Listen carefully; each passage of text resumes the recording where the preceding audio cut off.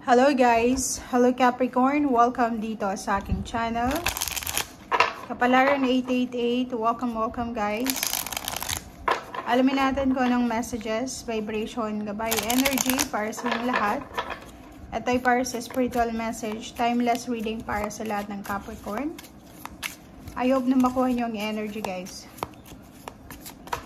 Okay. First card, 43, 5. Setting up parameters. Wow. So, ito ay related Capricorn sa mga previous readings mo for the past few days or kahit yung weekly. Kasi sinasabi ng Barasa dito na kailangan mo daw na i-assess yung relationship mo. Kailangan natin na i-analyze yung ating sitwasyon sa relasyon.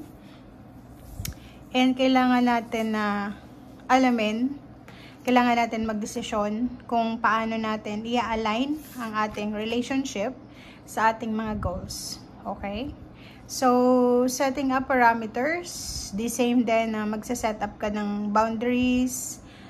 Kailangan mo ng honest evaluation ng relationship mo sa ngayon. For example, kung hindi ka na masaya, bakit ka nagtitiis? Kung halimbawa na mahal mo pa yung ex mo or may nararamdaman ka pa, why not, diba? So dito, set up parameters, set boundaries na kailangan natin na maging totoo sa ating sarili. Okay? Okay, thank you.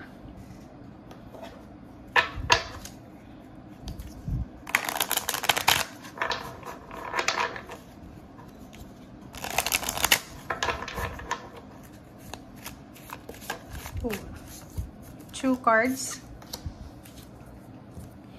Okay. Proghorn, action, and links. Bakit? Etong Keeper of Secrets nito, pwedeng ikaw to. Siguro marami kang nakilala or marami kang kilala na sinungaling or palaging nagsisinungaling. Or siguro mabilis mong mahuli yung mga taong sinungaling. But in terms of your relationship, parang kahit na alam mo nang niloloko ka, pero parang nagpipikit bulag ka lang. Parang ganun. So, comment down below. Dito sinasabi ng barahan na kailangan mo daw na bigyan ng sarili mo ng time para makapag-isip, makapag-observe. Okay? Hindi ka pwedeng i-deceive ng kahit na sino. Alam mo or nararamdaman mo yung mga taong may sikreto. Alam mo kung sino yon. And dito sinasabi ng barahan na hindi ka naman talaga naghahanap or hindi ka naman ikaw yung tipo ng tao, na hindi ka naman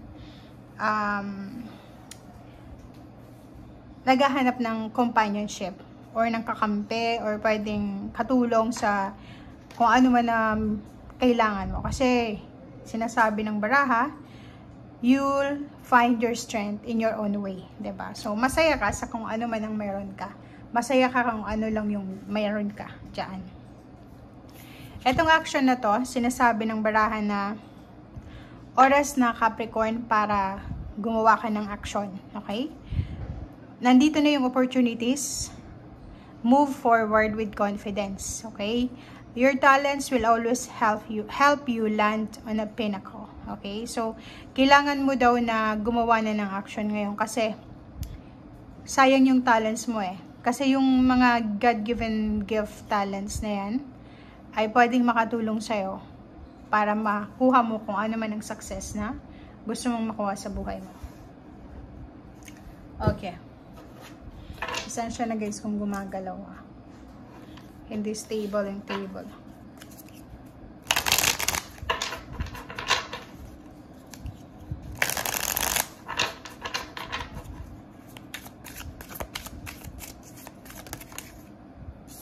Okay. Two of Pentacles.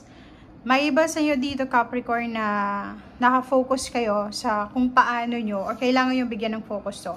If ever wala kayong focus sa ngayon or wala kayong interest tungkol dito ka daw muna mag-focus. Balanse sa pera. Kailangan mong magtipid, kailangan mong mag-save, kailangan mong balansehin kung ano yung financial status mo sa buhay para sa mga susunod na araw, buwan na taon. Okay. Sorry. Next, Four of Cups.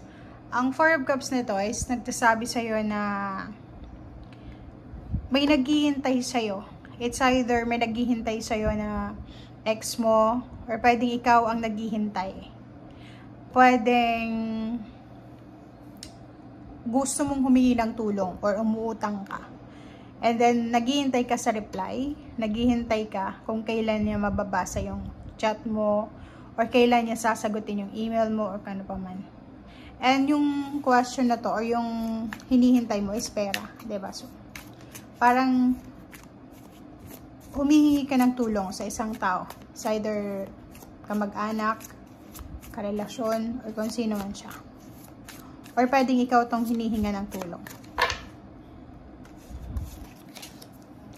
Okay, so Nine of Pentacles, sinasabi ng baraha sa'yo dito, since it's turtle card, sinasabi na huwag kang masyadong mawala ng pag-asa. Kasi yung wish fulfillment mo, yung goals mo, yung sinet mo na goals, yung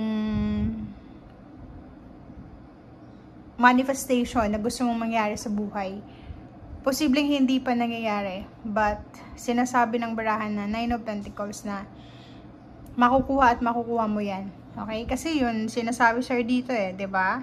Na your talents, may talent ka. Magaling ka, matalino ka siguro, magaling kang dumiskarte. So, hindi ka dapat natatakot or hindi ka dapat nag-aalala sa kung ano man itong medyo mabagal na pag-usad ng iyong tagumpay. So, hindi ka dapat daw natatakot.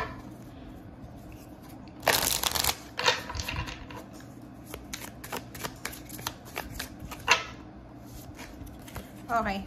Seven of Swords. And then King of Wands. Mag-iingat ka lang if ever na you're working already or pwedeng may negosyo ka. Pwede kang makatagpo ng isang mapaglinlang, 'di ba? Parang sa trabaho may isinisikreto sa'yo, parang sa negosyo, ang daming gustong makipagkompetensya sa'yo, Capricorn. At ang King of Wands na to is parang nakikita ng mga tao sa paligid mo na sobra kang masipag, 'di ba? Parang nakikita ng mga tao sa paligid mo na sobra kang magaling sa trabaho. And isa yon sa pwedeng kinaiinggitan nila, na pwedeng pinagpaplanuhan nila na gawan ka ng hindi maganda. Parang ganun.